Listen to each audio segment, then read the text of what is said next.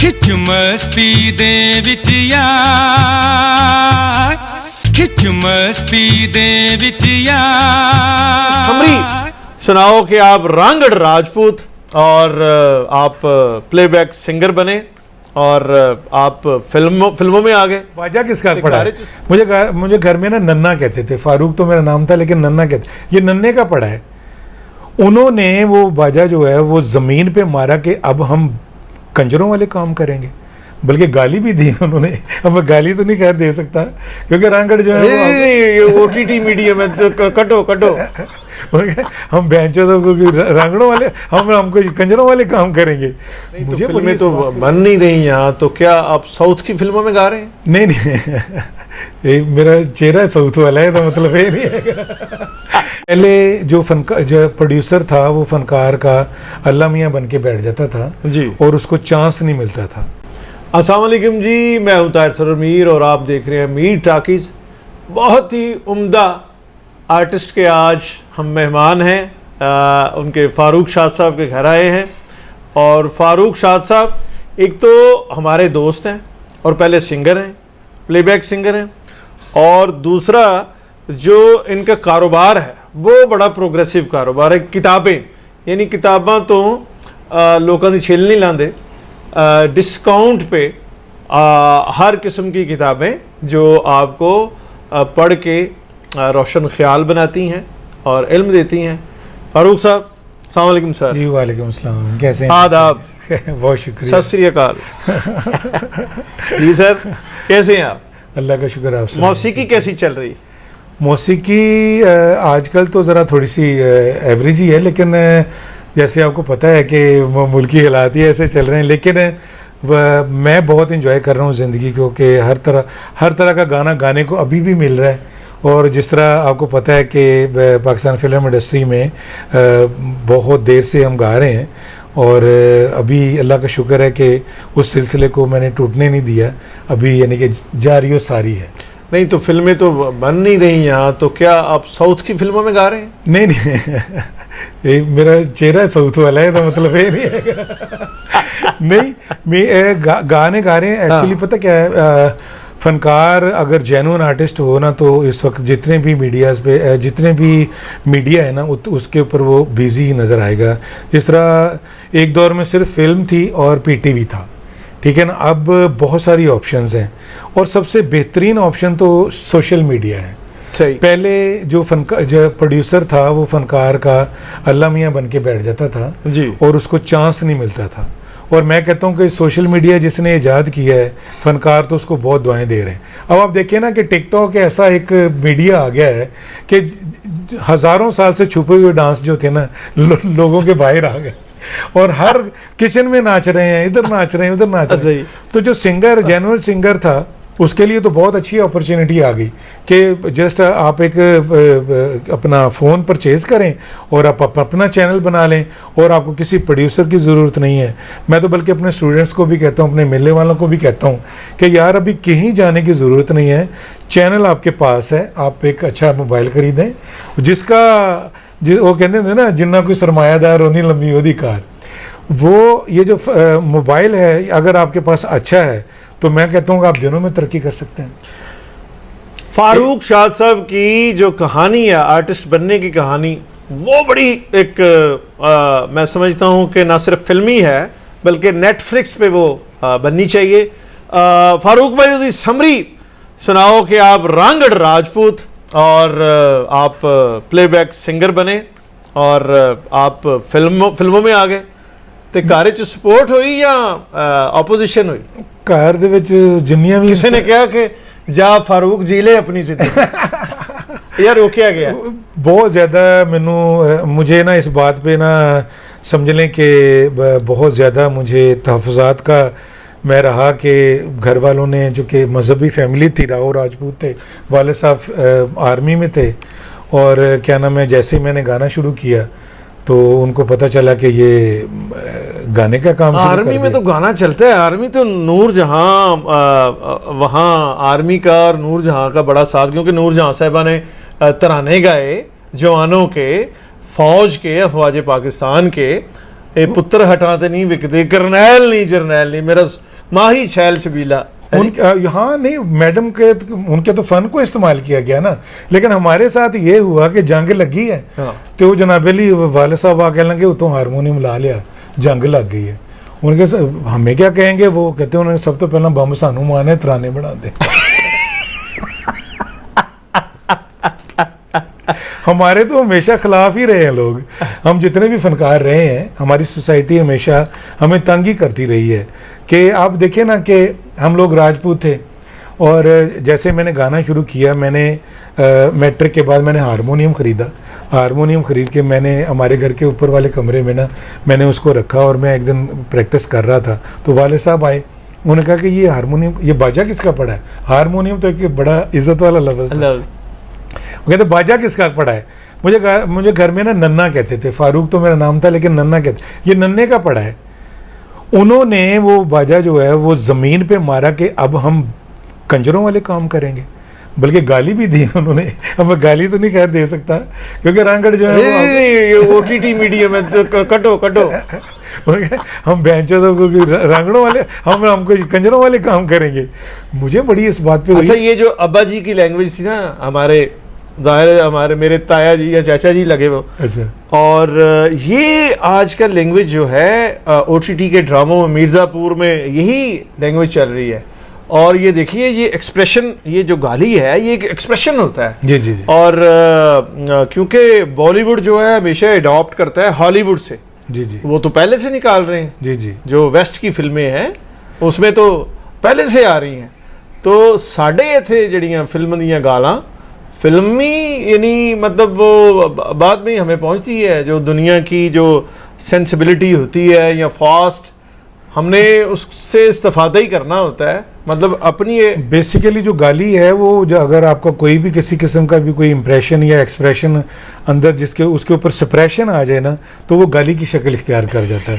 तो वो बंदा वो अपने जज्बात को जहाँ इजहार ना कर पा रहा हो तो वो गाली दे देता है। फारूक भाई, आपके जो भाई की शादी थी उसमें तो एक बड़ा वो कॉन्फ्लिक्ट हुआ था। मतलब कॉन्फ्लिक्ट से मुराद कि वो उन्होंने जो लड़की वाले थे उन्होंने, वो मैं बताता हूँ, वो एक्चुअली मेरे बड़े भाई का नाम शफाकत अली है।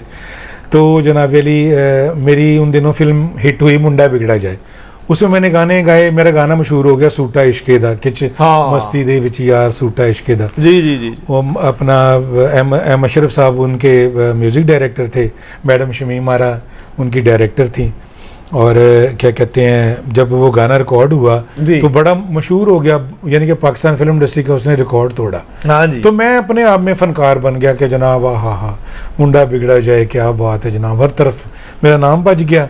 मैं जड़ा वाले गया, घर वाले कहने लगे कि यार वो बड़े भाई का रिश्ता आया है, तो तू देखने जाना है, तेने देखने जाना है। सही। मैंने कहा यार वो मुझे आप रहने ही दें, वो काम का लोग कोई अली के ना लगा दें। वो कहते नहीं अरब तो तू फनकार बन गया, अब किसने करना है। अच्छा, वो मैंने घर वाले कहने लगे कि लड़के को तो वो पसंद कर गए, हमने ना लड़की देखने जाना है, तो आपने साथ जाना है, साथ चलना। मैं लाहौर से चला गया, मेरे बहनोई मेरे साथ थे। ये तरगढ़ एक इलाका है, हम लोग पंजाब में है, सिंध में है? ये नहीं, इधर ही है, अपना पंजाब में ही है। सही। तो अपना ना क्या नाम है, वहाँ पे हम गए तो एक बैठक में बैठे हुए थे, तो उन्होंने कहा कि यार छोरी देखने आए भाई जड़ावाला से। तो मैंने कहा, मैं बैठ गया वहाँ पे, तो मेरे बहनोई, मैं और मेरा बड़ा भाई वाले साहब, और वो साथ में जनाब अली क्या नाम है, वो लड़की के घर वाले आ गए। तो अभी हम बैठे हैं, तो थोड़ी देर बाद एक बुज़ुर्ग एंटर हुए हैं। वो एक बुज़ुर्ग एंटर हुए हैं तो आके कहने लगे हैं कि भाई एक बात गौर से सुन लो, थम छोरी देन तो लग रहे हो, मन्ने पता चला है कि छोरे का एक भाई कंजर है। यानी कि हमारे इस मुनाफकाना सोसाइटी में जब कोई फनकार हिट हो जाए तो उसको रिकग्नाइज करते हैं, लेकिन हमारी बरादरी में देखें, इस बात पे मैं वो एक लाफ्टर तो मैंने दे दिया, लेकिन ये कितनी एक वो सोसाइटी में एक मुनाफकत भी है और इसको डाइजेस्ट नहीं किया जाता। और गाना जो है ये कोई आज का तो आर्ट है नहीं, ये तो जब से इंसान रोना और गाना उतना ही कदीम है जितना इंसान पुराना हर कदीम है। तो ऐसे में मुश्किलात तो फिर आई होंगी, आपने गाने को अपना ओढ़ना बिछोना बहुत ज़्यादा मुश्किलात हैं। इवन जब मैं पाकिस्तान फिल्म इंडस्ट्री में आ गया तो जॉन रैम्बो, आपको मैं थोड़ा सा बताता चलूँ कि मैंने नेशनल सॉन्ग सिंगिंग कंपटीशन जीता जी, और फैसलाबाद से जब मैं बीकॉम कर रहा था जी, तो मुझे अपना रिप्रेजेंट किया गया एक मुल्की लेवल पे। पहले मैं डिवीज़न लेवल पे जीता अपना गवर्नमेंट कॉलेज ऑफ यहाँ से लाहौर से, और डिवीज़न लेवल पे जीतने के बाद मैंने पूरे पाकिस्तान पीटीवी कंपटीशन में हिस्सा लिया। और पीटीवी कंपटीशन में जब मैं गया तो वहाँ पे सैयद शाकिर उज़ैर साहब ने मुझे प्रोड्यूस किया, बड़े अच्छे प्रोड्यूसर। तो उन्होंने वहाँ पे रैम्बो, ये अफजल खान वहाँ पे ऑलरेडी एज ए मतलब अदाकार वहाँ पे था, लेकिन उसको छोटे छोटे उस वक्त रोल मिलते थे। सही। तो जब मेरा गाना वहाँ पे पीटीवी कंपटीशन में सिलेक्ट हुआ कि फारूक शाद गाएगा जी, और वो मैंने जब गाना गाया तो सैयद शाकिर उज़ैर साहब ने कहा कि फारूक, अगर आप कहें तो वो हमारा एक आर्टिस्ट हैं अफजल खान रैम्बो, वो हमारे यहाँ पे ही काम करते हैं, तो वो उसको हम ना ले रहे हैं आपके साथ। मैंने कहा जी ठीक है, मैं ये तो अच्छी बात है, अगर मेरे साथ अगर कोई एक और अदाकार भी आएगा। तो अफजल खान रैम्बो को पहली दफ़ा किसी गाने में लिपसिंग करने का मौका मिला, और कुदरती तौर पे वो मेरी प्लेबैक पे उसने लिपसिंग किया, और वो वहाँ से निसार हुसैन साहब यहाँ से लाहौर से एमडी पीटीवी बन के गए। उनका वो आइडिया था गेस्ट हाउस। ठीक। उन्होंने शाकिर साहब को कहा कि शाकिर साहब ये एक आइडिया है मेरे पास यार, वो जो तुम्हारे गाने में एक लड़का रात था उसकी डील डोल जो है वो रैम्बो से, सिल्वेस्टर स्टालिन से मिलती है। तो वो कहते जी हाँ वो तो हमारा अपना बच्चा है, उसको बुला लेते हैं जी। वो रैम्बो को बुलाया उन्होंने, अल-मुख्तसर रैम्बो आया तो उन्होंने कहा कि यार ये लड़का नहीं है, वो तो यानी कि बड़ा उसका जिस्म शिस्म ठीक था। कहता है रैम्बो कमीज़ ला के दिखा, तो रैम्बो ने अपना जिस्म दिखाया तो रैम्बो बड़ा, वो कहते वाकई यार यही लड़का है। तो वो जनाब भुख दे नाल सिक्स पैक बने वो नहीं, वैसे ही कुदरती तौर पे पठान है गए, तो वो एक तो जाहिर है वो इन्ना काम भी नहीं सी, लेकिन कुदरती तौर पे भी बने हैं सन। लेकिन वो क्या, मैं बड़ा वो खुश हुआ निसार हुसैन, उसने कहा कि जी ये आइडिया है अपना गेस्ट हाउस का, इसमें ये लड़का रैम्बो बनेगा, लेकिन ये असली फिल्मों वाला रैम्बो नहीं है, ये एक स्वीपर है और इसको फिल्मों में काम करने का शौक है। रैम्बो की ओरिजिनल जिंदगी की स्टोरी के साथ वो स्टोरी मैच कर गई। वाह। जिस तरह इसी तरह ही यानी कि हुआ कि जिस तरह वो गेस्ट हाउस आया ही रैम्बो के लिए बनने के लिए, ठीक ठीक, तो वो जैसे ही गेस्ट हाउस बना और रैम्बो होगी पूरी दुनिया में। जैसे किशोर कुमार की जो आवाज़ है वो राजेश खन्ना की आवाज़ बनी, देवानंद की आवाज़ बनी, अमिताभ बच्चन की आवाज़ बनी, तो आप जो है फारूक शाद की आवाज़ जो है रैम्बो की भी आवाज़ बनी, और दूसरे, और इसमें जो आपके गायकी का जो टेक्सचर है उसमें हमें मोहम्मद रफ़ी साहब भी नज़र आते हैं और मसूद राणा की भी रेशो नज़र आती है। तो जैसे उदित नारायण के गाने में मोहम्मद रफ़ी भी हैं और किशोर कुमार भी हैं। क्या बात है, क्या तो बात। आपने ये कितने % मसूद राणा है और कितने % जो है मोहम्मद रफ़ी हैं इस रेशो की? एक्चुअली अगर मैं बताऊँ ना, और टू बी ऑनेस्ट, कि जो मेरी प्रैक्टिस है ना, जो प्लेबैक सिंग, उस वक्त का जाहिर है कि एक बड़े आर्टिस्ट का सबसे बड़ा ख्वाब जो था ना वो प्लेबैक सिंगर बनना ही होता था। बिल्कुल सही। तो चूँकि हमारी फॉर्मेशन जो है वो उसी टेनोर में हुई है कि जब प्लेबैक सिंगर बनना ही सबसे बड़ा एजाज़ था, तो मोहम्मद रफ़ी साहब को, मसूद राना साहब को, इन लोगों को मैंने अपनी रूह में रचाते हुए उनके गाने गाए। और जब मैं उनके गाने गाता गाता मुख्तसर सफ़र करता करता जब पाकिस्तान फिल्म इंडस्ट्री में पहुंचा, तो मुझे सबसे पहले टाइटल अदरीस भट्टी साहब ने कहा कि जब मैंने गाने गाए रैम्बो की पहली फिल्म के, तो अदरीस भट्टी साहब ने कहा कि यार ये तो मसूद राना की आवाज़ है। तो मुझे कहने लगे फ़ारूक राना लिखें। मैंने कहा नहीं, फ़ारूक शाद ही रहेगा, फ़ारूक राना नहीं बन सकता, क्योंकि वो राना साहब एक ही हैं, तो वो मसूद राना ही रहने दो। हालांकि राणे हैं, मैं राना था, लेकिन मैंने वो उसके साथ रिजेम्बलेंस जोड़ना चाह रहे थे। मैं बरादरी वाइज तो कह सकता था फारूक राना, लेकिन मैंने वो इसलिए नहीं रखा कि वो राना साहब का तकद्दुस जो है वो मैं पामाल नहीं करना चाहता था। तो इस वजह से मैंने ये स्पिरिट जो है, ये और समझदारी की और ये आजिज़ी की स्पिरिट जो है आर्टिस्टों के लिए शायद उनके पर्सोना में बहुत ज़रूरी है। मैं ये चाहूँगा कि मीर टाकीज़ में कोई मोहम्मद रफ़ी या मसूद राना, जो भी आप दिल वो को डेडिकेट कीजिए गाना। मैं अपना सबसे पहले तो आपको रफ़ी साहब का एक गाना सुना देता हूँ, Please. थोड़ा सा स्थाई अंतरा।